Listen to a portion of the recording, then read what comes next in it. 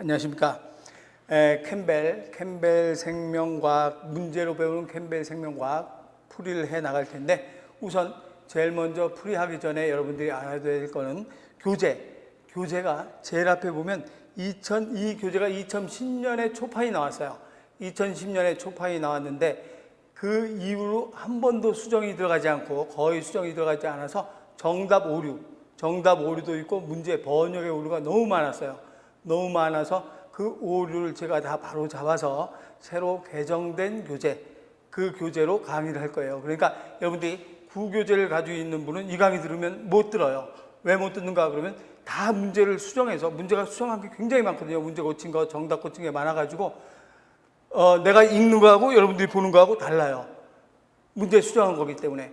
그래서 지금 이 강의는 개정된 교재 가지고 강의를 들어야 되고, 개정되지 않은 교재로 강의를 듣는다 그러면 그 전에 나온 2017년도 이전에 나온 생명과학 문제풀이, 캠벨 생명과학 문제풀이 강의로 들어야 되고, 개정된 강의는 이 강의서부터 이제 개정된 강의야. 그러면 교재를 어떻게 구별할 수 있는가? 그러면 교재를 구별하면 제일 앞에 문제로 보는 캠벨 생명과학이라고 나와 있어요. 제일 앞에 문제로 보는 캠벨 생명과학이라고 나와 있는데, 거기에 보면 여기에 발행수가 있어요.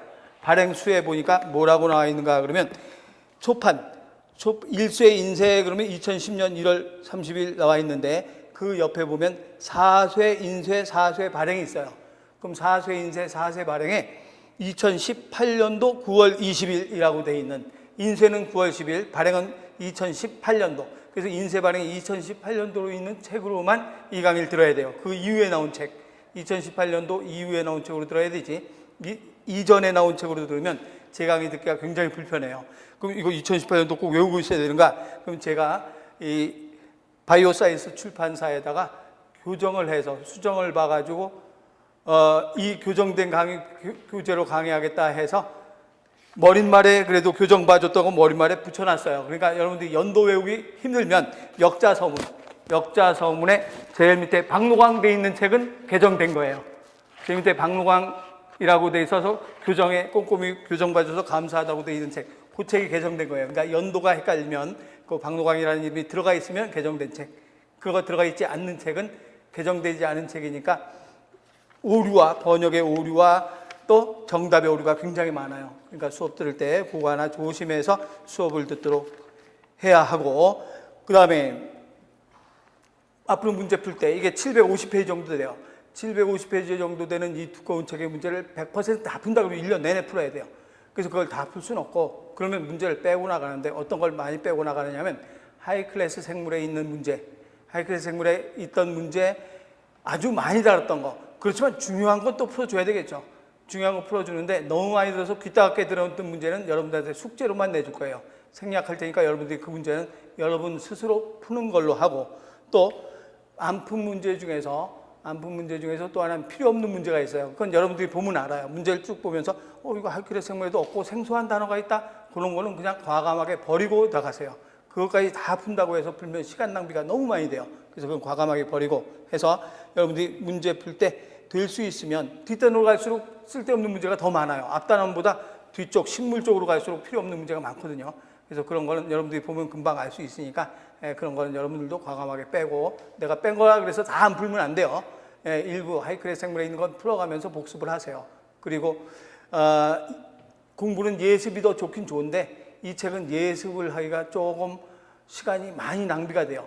그래서 여러분들 될 수 있으면 예습보다는 복습으로 해서 공부하는 게 좋아요. 그 복습해서 공부하면 내가 푼 거 같이 꼼꼼히 다시 한번 풀어보고, 또 내가 안 푼 것 중에서 필요한 거 쭉 풀어보고, 이렇게 해서 복습 위주로 해서 암기하는 식으로 본인들이 잊어먹었던 거나 또는 소홀히 했던 부분, 그런 부분을 암기하는 식으로 해서 복습 위주로 풀어보세요. 그래서 이 생명과학, 내가 캠벨 생명과학을 문제를 푸는 이유는, 왜 문제를 푸는가? 우리 앞에서 한 하이클래스 생물 기본서, 심화서, 또 기출문제풀이, 단원별 문제풀이, 모의고사 문제풀이, 풀이할 거 다 했어요.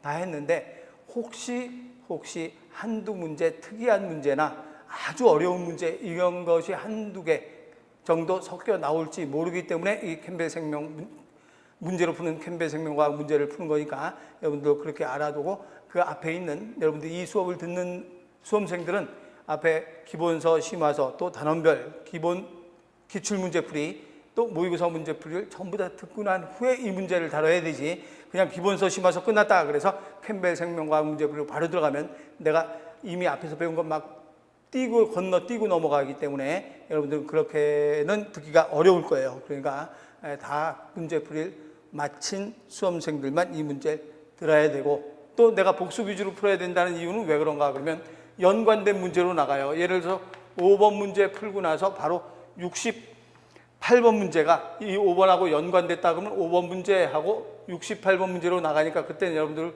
책에다가 써놓으세요. 5번에다가 내가 68번 갑시다 그러면 여기다 68번을 써놓고 난 다음에 복습할 때도 5번 보고 그 다음에 바로 68번 보면 아, 문제가 연계되어 있는 문제구나. 이런 게 한두 개가 아니고 굉장히 많이 이렇게 나와요.